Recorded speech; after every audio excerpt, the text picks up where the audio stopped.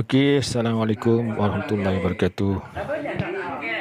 Pengurusan PGBM kembali lagi mengadakan perjumpaan ya, bagi membincangkan hal-hal yang akan dan sedang dirancang ketika ini, iaitu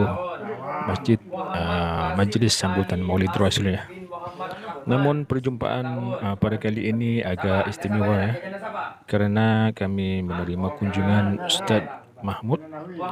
Beliau adalah putra kepada Kiai almarhum Kiai Nawawi bin Haji Ismail ya. Seperti yang anda ketahui sebelum ini. Sebelum ini kami hanya bertemu dan berbincang serta berkongsi ilmu dan juga berkongsi pandangan bersama beliau ya di sosial media. Kami sering mengadakan Zoom dan WhatsApp dan sebagainya. Tetapi pada kali ini kami bersama rakan-rakan AJK dapat bertatap muka secara langsung bersama beliau ya. Sebenarnya bagi pandangan kami ya, Ustaz Mahmud ini, beliau adalah merupakan anak muda yang mempunyai pemikiran yang maju dan membina, serta komitmennya bersama PGBM khususnya bagi membincang isu-isu semasa ya. Dan sebentar lagi kami akan menemu bual beliau bagi mengetahui tentang latar belakang pendidikan beliau ya, sehingga beliau berjaya sampai ke hari ini ya teman-teman. Jadi teruskan menonton dan kita sama-sama mendengar apa yang beliau akan sampaikan ya.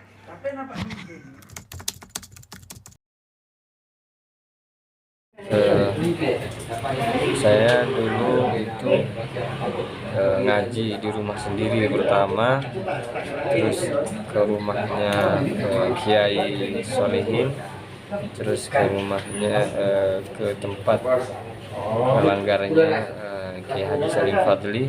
Setelah itu alhamdulillah ada kesempatan melanjutkan ke Pondok Pesantren As-Salafi Al-Fitrah ke Dinding.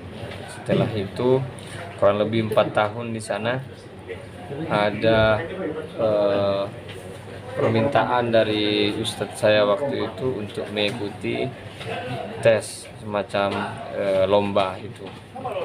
Kemudian ikut saja, kita dianjurkan untuk selalu taat kepada ustadz guru-guru. Saya ikut saja. Itu sekitar 7 orang dari mewakili Jawa Timur, Surabaya. Alhamdulillah keterima.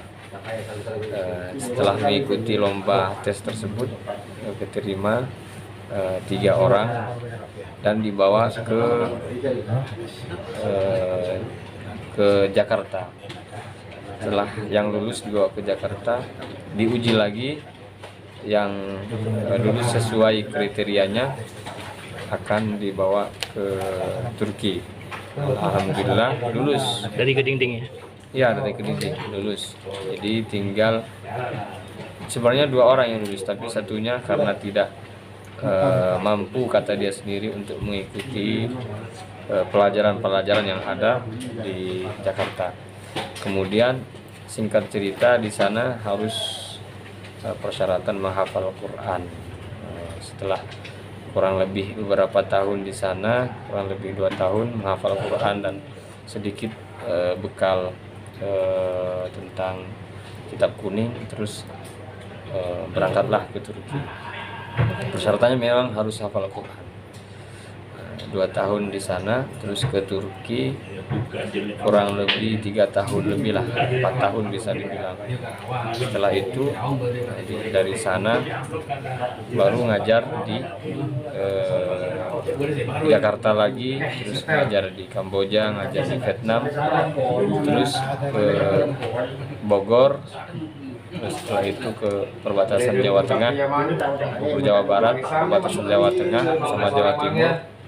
Terus terakhir di Surabaya, ngajar di Surabaya. Alhamdulillah Ini semua adalah berkah mungkin dari doa dari orang tua dan juga banyaknya support dari masyarakat Desa Gelam. Terus untuk PJBM sekarang alhamdulillah memang zamannya Nabi Muhammad sendiri itu sebelum beliau diutus menjadi nabi pun sudah ada ikut perkumpulan beliau. Perkumpulan yang baik itu perlu disupport. Yang baik itu perlu disupport, bahkan kalau tidak ada halangan itu kita perlu ikut di dalamnya. Nah, untuk PJBM alhamdulillahnya juga biasanya Nabi Muhammad SAW ketika mengirim 2 orang pasti salah satunya dijadikan ketua. Menurut saya juga ini sangat bagus karena memang kita masyarakat kita banyak, perlu ada perkumpulan dan ada ketuanya. Terus sejauh ini menurut saya juga orang yang ada di dalam kepedulian sosial ini harus bersyukur. Kenapa? Karena Nabi Muhammad SAW pernah bersabda, "Awkamaqol man yuridillahu bihi khairan ista'malahu ala qada'i hawaijin nas." Kata beliau, artinya adalah barang siapa yang sudah Allah inginkan kebaikan kepada dia, Allah akan pilih orang tersebut untuk membantu manusia yang lain, untuk membantu meringankan beban manusia yang lain. Jadi EJK namanya, orang-orang yang terlibat dalam membantu sosialisasi, membantu orang lain, ini adalah termasuk orang yang dipilih oleh Allah Subhanahu wa taala.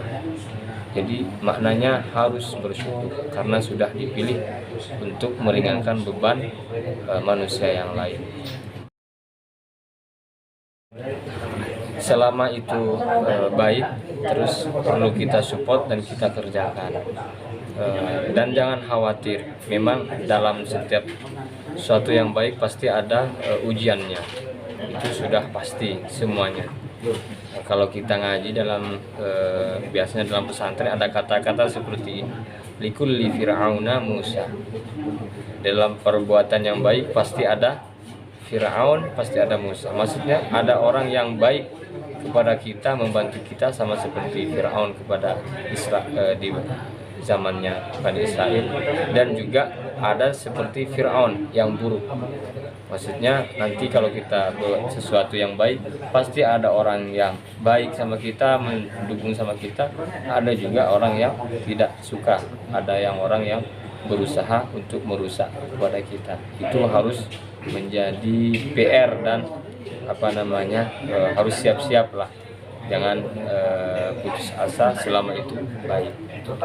Saya nak tanya nih Ustaz, apa supaya lebih meningkat lagi PJBM, apa yang perlu kita laksanakan atau perlu kita buat? Tolong bagi ulasan.